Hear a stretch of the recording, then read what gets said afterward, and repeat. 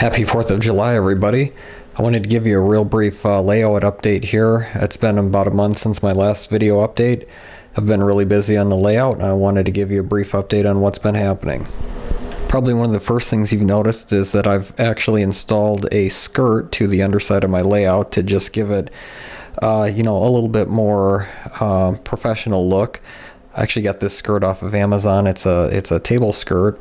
It's not quite as long as I'd like it. I wish it was about another 3 or 4 inches long, but the problem with that is they become custom sizes. I got this one, it was just a standard 36-inch height, and it only cost me $18. If I wanted to get a 40 or a 42-inch, it would have actually cost over $100. So I'm even though I'm not 100% satisfied with its length, it works for what I need it for.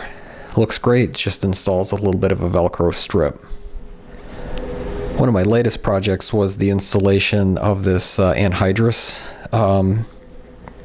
dealership, I guess if you want to call it that. It's part of the co-op, but it's very common for rural co-ops to have liquid anhydrous ammonia for when the farmers are planting their fields in the springtime.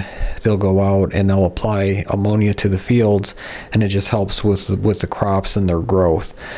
I'm pretty happy with how this turned out.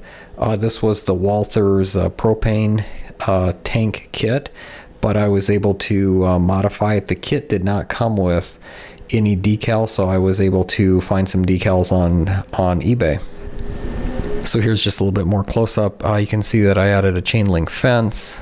That was probably the most time-consuming aspect of this project. I also have already added the scenery, put some turf down. Inside the actual propane facility is completed. I got the base turf done outside the anhydrous section, but I haven't finished that off yet. I've got some weeds and some shrubs and some things like that to make it look like it's a little bit more overgrown. You can see on the backside here that I do have some taller weeds that just sort of mimics the overgrowth of an unmaintained area. So here's just the view from the top. You can see I got some gravel in here for the workers to be able to walk on. There are some shrubs and things in here.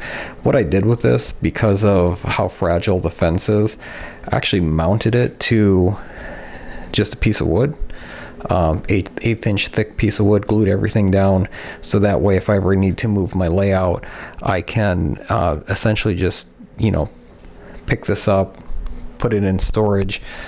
Same over here is the pump house. This just sets in here because, again, it's pretty small, pretty fragile, and I just didn't want to risk damaging it. So it worked out well for me to build the propane facility on a separate piece of wood.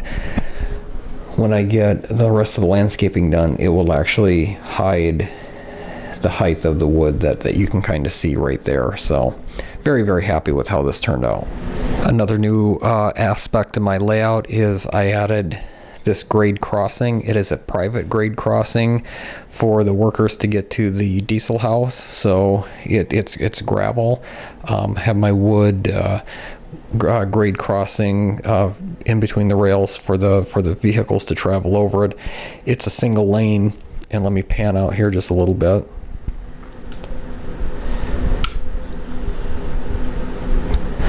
So my next project is I'm going to put a yard office right here with some parking, finish this area off for the workers to park their trucks and things like that, and then have access up to the diesel house.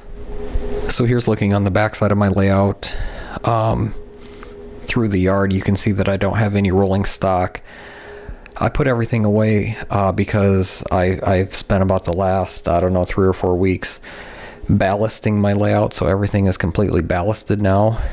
The main line you can see is more of the coarse gray ballast. The yard is a fine brown ballast. You can see up between the rails I've started putting some of the turf down. So that's actually the project that I'm currently in the middle of. I want to get the turf down, start getting some of the greenery in, some shrubs, some trees, weeds, things like that. And again, this is more of a ground view of the layout, so you can see, you know, my original intent was to try to have the main line higher than the yard, so this is pretty well even with the height of the rails. So you can see that the yard rails are actually a little bit more depressed than the mainline rails, which is exactly what I was looking for. You can see it's starting to go back up because that's where the turnout is to get it back out onto the main line.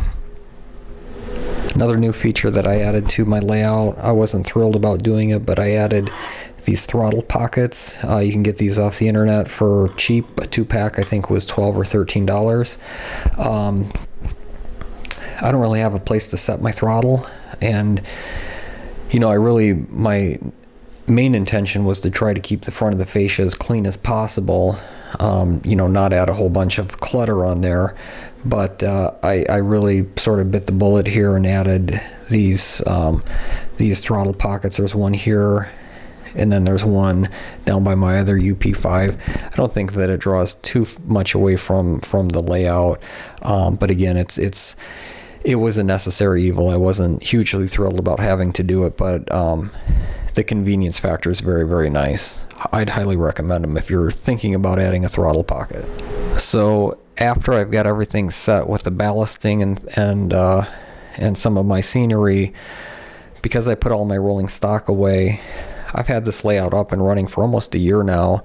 I've never really had to clean the rails. I did do some spot treatments on some areas where I was starting to get some shorts because the rails got dirty enough. But since I have all of my rolling stock put away, I took advantage of thoroughly cleaning every single rail, you know, using the glue, the dust from the ballast.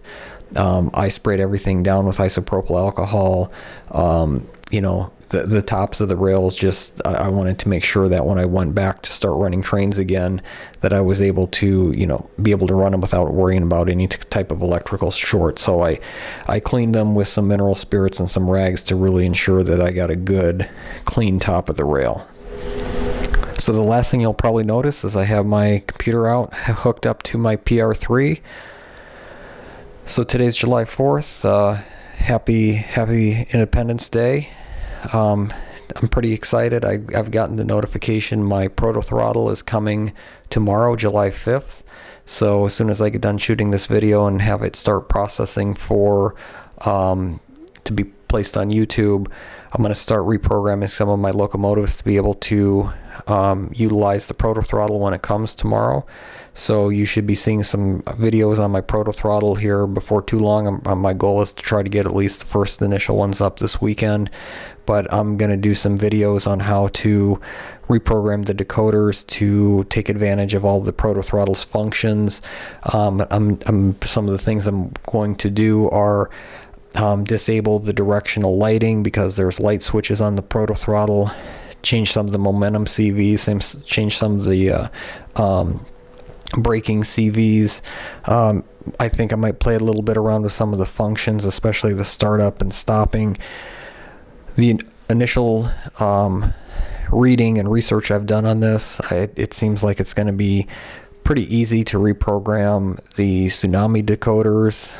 It's not going to be quite as easy to reprogram the Loc sound decoders, but I'm planning on doing videos of each. So depending upon what type of locomotive you have and if you're getting a Proto Throttle, hopefully I'll be able to help you out. So have a great 4th of July. Stay tuned. Big things are coming. I'm really excited about this Proto Throttle, and you know, we'll be having some videos up shortly, so stay safe. Oh, by the way, in the middle of Iowa, it's literally like 93 degrees right now, 100% humidity. It feels like it's 120 degrees outside. It's sick. We were just at the pool. We got back downstairs in the basement where it's nice and cool. It's a crisp 71 degrees down here. Dehumidifier's running right outside the door, so it's where I'm going to spend the rest of my afternoon. So enjoy the 4th, and we'll be in touch.